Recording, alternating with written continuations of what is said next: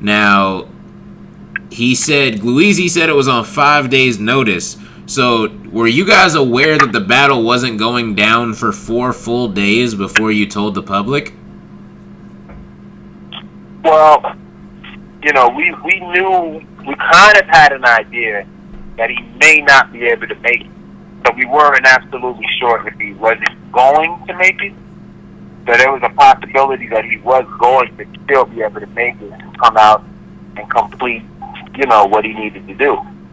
But unfortunately, as the days grew closer, he wasn't able to. So that's when we had to let people know. Oh, okay. All right.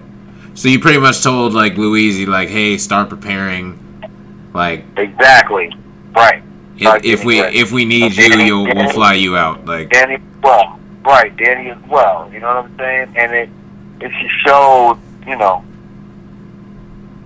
we were being, letting the people know what's up. You know, listen, this is change. You know, let everybody know. We worked our hardest to keep Danny in place so that he have a match. You know, I think it's a great job, man. I think people got entertained. Okay, now my question is, why wasn't it Danny Myers versus Ryder? If you needed a replacement and you have someone that's been sitting out a year, why wasn't it Ryder? Because for one, they kind of had a battle that they were scheduled to do already. So they kind of had bars for each other, but not all the way completed, but like rough drafts and outlines of what they were going to do. So they kind of had some rhymes for each other, so that made a little bit more sense. Rather than to bring Ryder in on 5 days' notice, you don't have you have to prepare to fly across the country, get ready for 3-4 rounds, and then if he chokes and messes up, do you think the fans are going to say, yeah, 5 days' notice? They're going to say, I told you he wasn't as good as you guys thought. I think he would have been ready for the challenge. Listen, I'm saying, of course he would have been up to the challenge, but would he have been at full beam? But Danny had rhymes to K-Shine, he had rhymes, you know, that he could have used, punchlines, anything that he could have used on him. You know what I'm saying? That he could have used on Ryder. And Ryder would have looked, he could have possibly, not saying that he couldn't have won, but it was a greater risk of him looking, of him not winning, you know what I'm saying? And then being put in this position. And then it's like, so then what happens? Well, if he doesn't win, then, you already set Ryder up. They don't want him to win. They don't invite him, they don't book him, and then they bring him in 5 days notice, and then they throw him in California. Now, you know how this goes, Rome. I don't know why you acting like you don't know how this goes, because you're one of the guys. Yeah. Y'all set him up. Y'all brought him in 5 days, threw him in there like you don't want him to win. They against Ryder. Did Ryder do something to them? Why did they do that to Ryder? You know what I'm saying? There's no, you know, or doesn't show up if he does get through all of his rounds, but he loses. And, Ryder's not as good as we thought he was. I told you guys, it's not that good. And, you know what I mean? Now this man is pressured and he gets ruined because he doesn't have time to prepare. So I wasn't going to do that thing. Yeah. Okay. But you'll do it for GLUEAZY, though. They were more so closer to being prepared and ready. You know what I'm saying? So I put that, I would have had to do a one-rounder. Nobody wants to see a one-rounder. You know what I'm saying? Man, come on. Yeah, you're right. Okay. All right. Well, let me ask you about this. Bonnie Godiva, you know, she was recently caught stealing bars.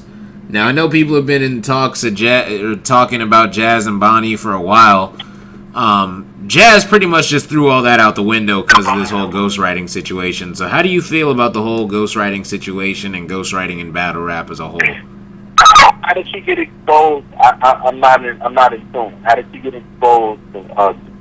Well, pretty much some random audio battle league does battles on a website, and pretty much that person, her bars against Nestle, some guy named Nestle down south, those bars were directly the bars that were said in that voice battle. So they pretty much made a What YouTube battle? video exposing it, and it was. Hold on, what the bars? They were the bars in the what battle? They were bars in Bonnie Godiva versus Nestle versus that in that battle.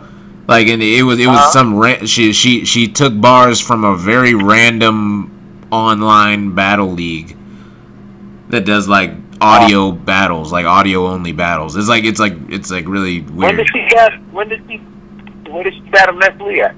When did that happen? She battled it I don't know, but regardless, she took the bars, right? So they made the video, and they took the bars. You know what I'm saying? Or she took the bars. They were like identical. Then she came out later that night and pretty much said, "Hey guys, I'm sorry. The person that I had paid to ghostwrite for me, he stole the bars, but he didn't tell me that." So pretty much so pretty much she said that she had a... I mean, you guys... I think for battle rap, because it's supposed to be so pure that we are not accepting, we're following the rules of hip-hop, where we're not accepting ghostwriting. We're in mainstream hip-hop today, you know, it's like R&B singers. You can have a writer or a ghostwriter. So maybe... I don't know. Maybe she's introducing something new to the culture. I don't know. I mean, I don't know. So you say just get somebody that can perform well and just have somebody else write it, and you're okay with that?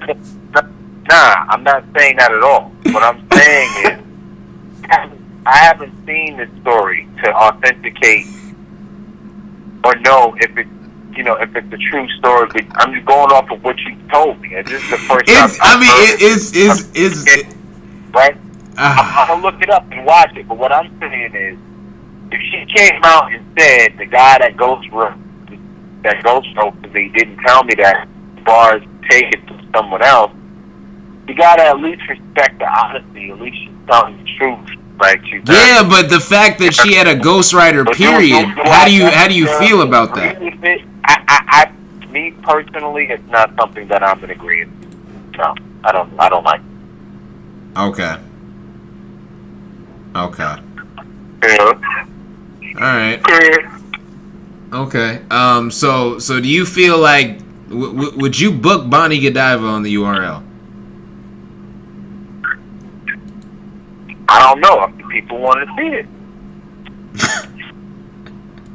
So you really don't care about morals as long as... Huh?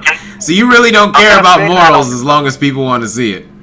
I'm not saying that. But what I am saying is, I don't know. Maybe who's to say that everything that she ever wrote is ghostwritten? Maybe she writes some stuff for herself.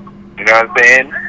Maybe this is just an isolated scenario. I don't know. Maybe she felt Nestle was a threat, so she got a ghostwriter. Okay, she said that she was stuck between a rock and a hard place, going through a tough time, so she hit up this ghostwriter. That was her excuse. So she can't really pull the I made every battle I've been having a ghost, and she can't really do that anymore. Well, I know Bonnie freestyles. So I know she does have some ability, so I'm not going to say that everything that she's done is a ghostwriter. But that's the problem when you have a ghostwriter, because now everything is under suspicion. You know, everything she's done, you're going to look at it like, there's an asterisk next to it. Like, no. Yeah. No? Exactly. I mean, that's... Yeah. Man. Okay. Well, yeah. Well, would you like to see me battle if I had a ghostwriter? Would that be acceptable? I mean, isn't that what Drop the Mic's doing? Come on, man! You can't even mention that. That's not. Yeah, that's basically. Oh, I can mention that. Let's talk about this. I feel a rant coming. Go ahead. How you feel about Drop the Mic? Since we talk about Bonnie might need to... Never mind. All right. But how you feel about Drop the Mic? It's some Hollywood shit. You know what I'm saying? That's all. But what's wrong with Hollywood? Didn't they just put URL TV on the Walk of Fame?